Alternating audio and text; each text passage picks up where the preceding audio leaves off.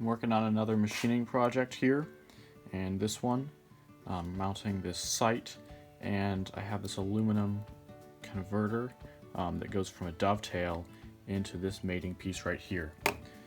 This is the original sight, fits in with a screw and a roll pin, so I'm going to attach this new one just the same. And all the black that I have marked out is approximately where I'm going to cut away so that this fits nicely in there, with addition of the two holes that we mounted with the screw and the pin. First, I'm going to locate the holes. It's always easiest to locate and drill holes while your part is pretty much square. So before I make the other cuts, I'm going to locate my holes, and since I don't have an edge finder, I'm actually going to just use this end mill. Sorry, not an end mill. I have used an end mill.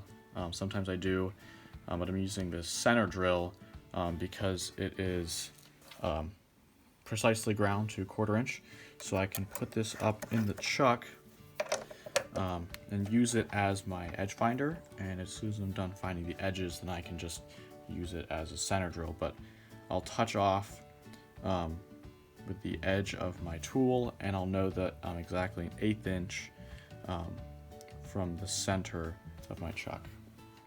First, I'm going to touch off of my fixed jaw. You always touch off of the fixed jaw, not the adjustable, because especially on my vise, it can be out of square. So I'm just going to pull this up until I feel it stop. I don't want to put too much pressure on it, but I can feel it right there.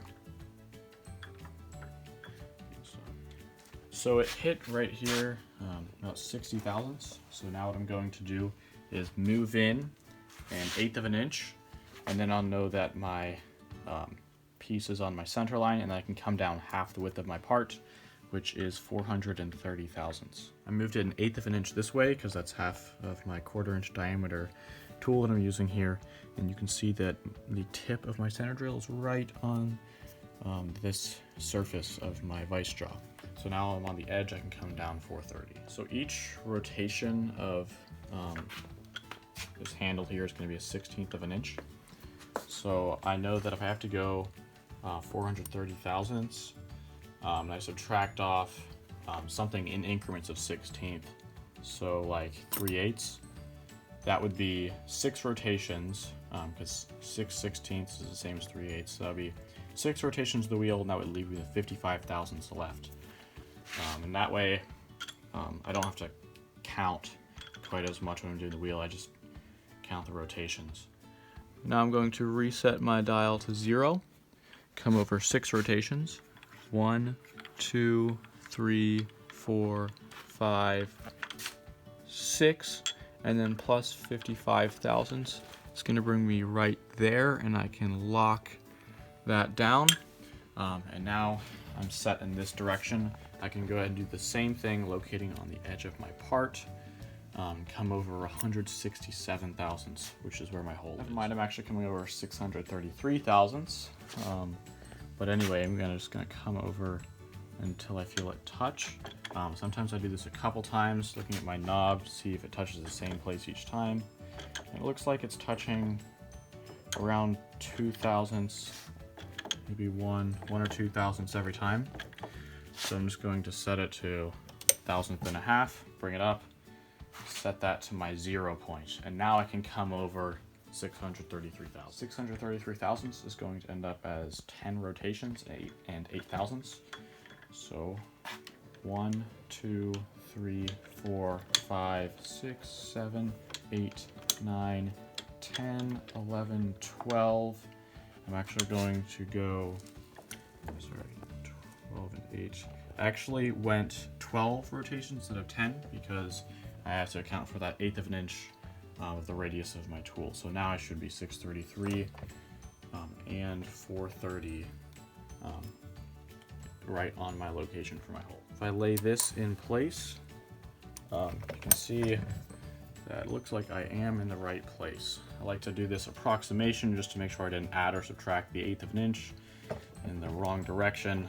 You can see that I am where I need to be. I'll lock my x-axis, and now I'm going to go ahead and start this hole.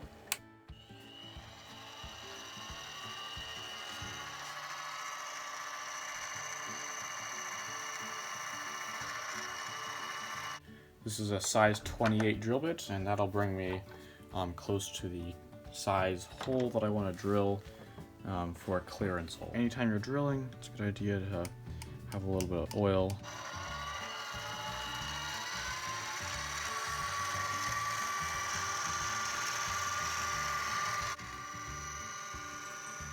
Here's the screw. Seems to fit pretty well.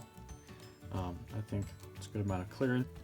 My screw head is 186 thousandths diameter, and I'm going to do a counter bore so that the screw can fit down into my piece, which means my diameter is going to have to be bigger than 186 to give clearance for that. So I'll do a drill bit somewhere around here, I think. Here's a size 9, just what I was looking for.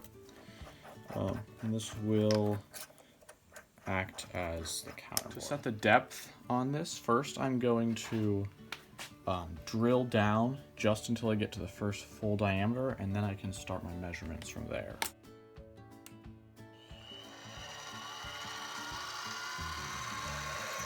So I have my drill bit now sitting on the top of my part, and now I also set my depth stop so that it's exactly 7/16. This is a 7/16 drill. So that my depth stop is exactly 7/16 below here. So whenever I start drilling down, that's as far as I'll be able to go, is 7/16. Of course, just a little bit of oil.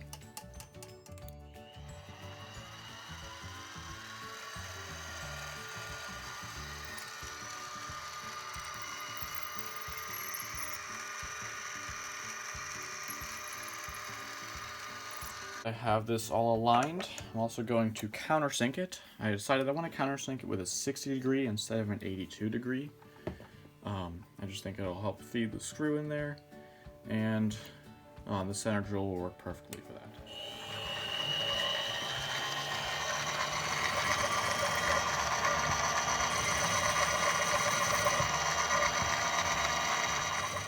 The screw fits in there really well. And there it is. Of course, we need to take off that big burr right there. But then we're ready to put a secondary hole over here for the roll pin, and then we can start doing our profiling. And this will all be manual. And now our secondary hole we put in for the roll pin, it'll be a 16th inch hole. So we're right around there. And that should seat it properly. This is a smaller center drill. It's the smallest one I have, and the body size is 1/8 of an inch, which means whenever I compensate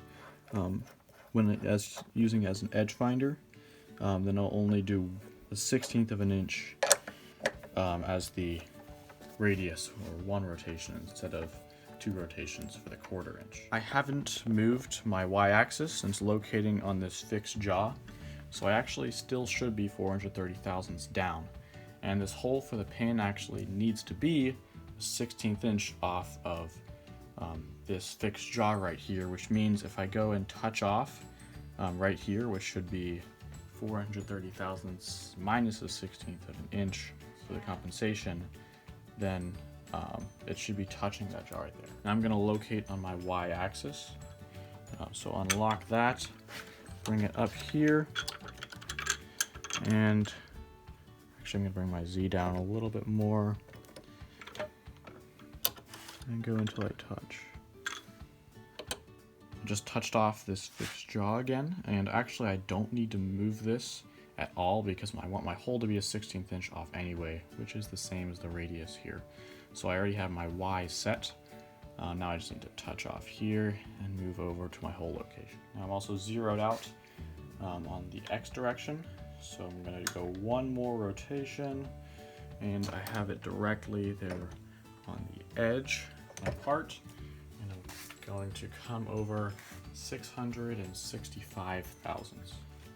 Now I've located my X. I already came over a 1/16 of an inch, so I'm right on the edge of my part.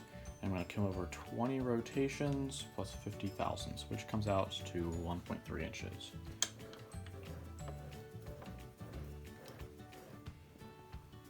There we go, 50 thousandths and 20 rotations. Locked both of my axes, and that should be my hole location right there. This time we can do the same thing. You can see that It looks like we're about in the right place based on this original part.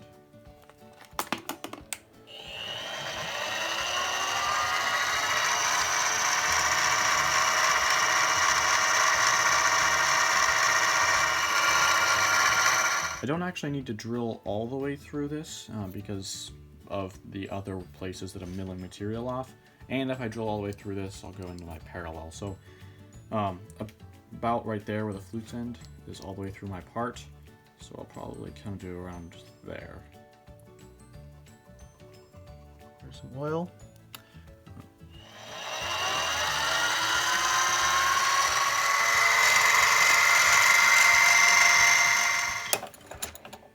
Now we have both our holes in place. We can start going into the profiling. Now I'm milling on this other side. Now that both holes are done. And this is going to be a little tricky because I don't have parallels that are the right size. But I'm going to try stacking these parallels to get it out of the vise enough. Now that we're done drilling, I'm going to go ahead and take out the drill chuck. And then I have a 1/4 inch collet that I'll be using with a 1/4 inch end mill.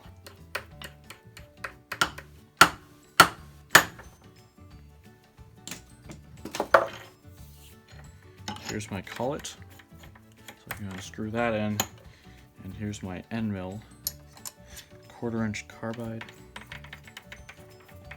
I want my depth to be just over 1/8 of an inch, so I'm going to go ahead and find the top of my part with a fine adjustment knob and this piece of paper, which should be around 4/1000 of an inch thick. Right there is where it caught. So now if I come off to the side and lower 4/1000 down and reset to 0, I should be right on the top of my part. Right here at 0, I can set my depth. My first pass, I'll just set that to a 20,000th depth of cut.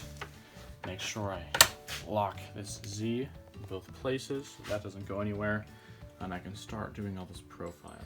I actually need to flip around my end mill so I can use it as an edge finder first. I should have found my X and Y before going for my Z height, but I'm going to locate off of this edge and that edge. And this will be my first pass.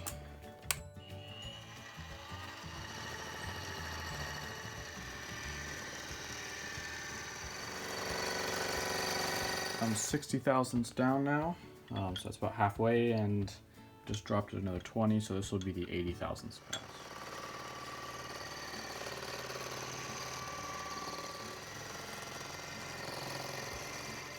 So my depth should be around 130 if I want to have a little bit of clearance.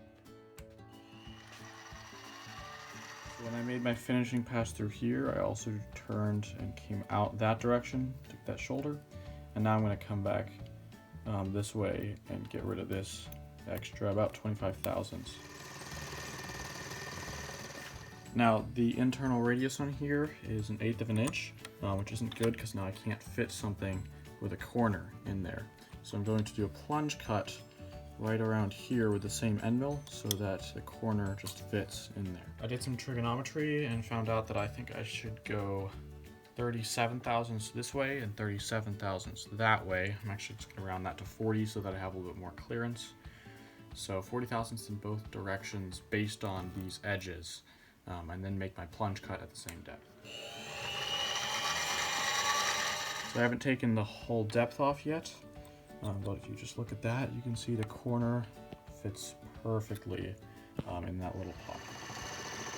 That corner, even though it was rounded before, we can fit anything with a corner in there. And now I'm going to mirror that whole thing over to this side, and I'll start by going down 480,000ths and doing that plunge cut. After milling the other side and a little bit in the front, I was able to mount it all real nice, and the screw fits in there perfectly. And then got the dovetail with the sight, goes right on, and with those two screws tightened, it's really secure. And this will definitely give us a better shot.